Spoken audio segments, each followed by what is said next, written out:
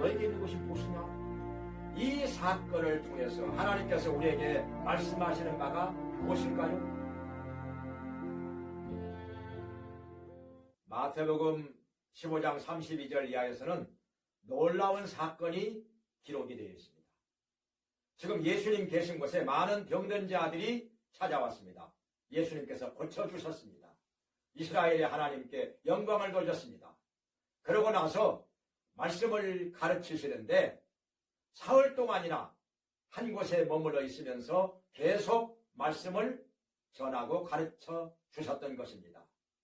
사람들은 너무너무 말씀이 좋아서 은혜를 받고 집에 돌아갈 줄도 모르고 거기 머물러 있으면서 말씀을 들었던 것입니다. 그런데 먹을 것이 다 떨어졌습니다. 굶주리게 되었습니다.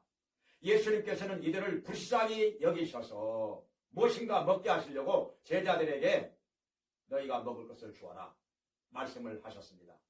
제자들은 말합니다. 아무것도 없습니다. 이 빈들에서 먹을 것을 한꺼번에 그 많은 양을 구할 수가 없습니다.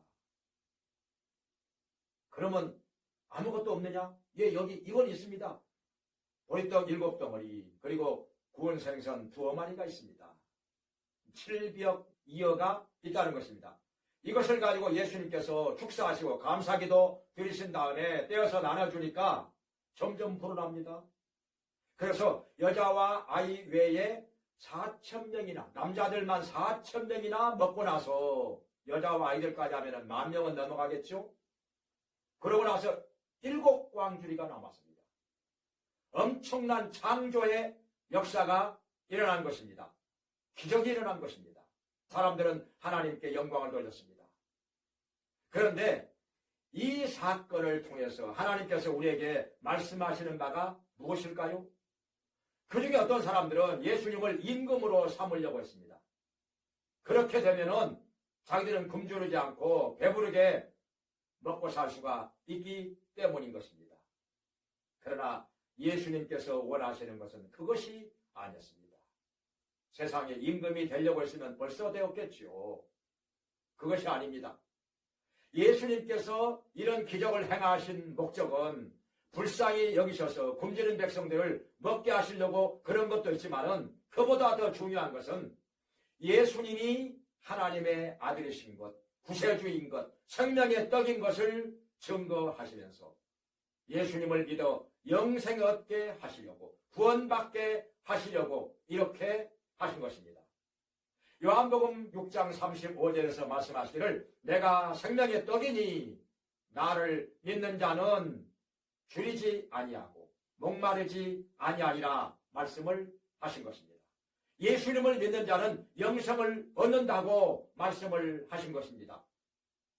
또 한 가지가 있습니다. 이것은 예수님께서는 지극히 작은 것을 통해서 큰 일을 이루신다는 것입니다. 보리떡 7덩어리, 구운 생선 2어마리, 이거 한 사람의 한 끼 식사밖에 안 됩니다. 그런데 이것을 가지고 예수님께서 축사하시고 나눠주시니까 그렇게 많은 사람들이 먹고도 7광주리가 남았다는 것입니다.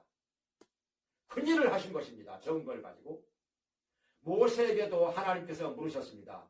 나이 많아 늙었고 80이 넘었고 재산도 없고 지위도 없고 이스라엘 백성들이 지도자로 인정하지도 않고 내가 어떻게 주님께서 말씀하신 대로 노예가 되어버린 이스라엘 백성들을 애굽에서 끌어내어 가나안으로 인도하겠습니까? 나는 못합니다. 보낼 만한 자를 보내시옵소서 하니까 너에게 있는 것이 무엇이냐? 예, 여기 지팡이 하나밖에 없습니다. 던져라, 뱀이 됩니다. 만져라, 하니 다시 지팡이가 됩니다. 이 지팡이를 가지고 하나님께서 여러 가지 많은 기적을 행하십니다. 홍해 바다가 갈라지게 하시고 반석에서 샘물이 나오게 하시고 드디어 이스라엘 백성들을 애굽에서 끌어내어 가나안으로 인도해 드리는 것이었습니다. 다윗도 목동입니다. 창도 없고 칼도 없고 활도 없고 군복도 없고 물매밖에 없습니다. 돌 던지는 물매. 이것을 가지고 거인적장 골리앗을 모두가 두려워 떨면서 도망을 치는 이 골리앗 장군을 때려 높입니다.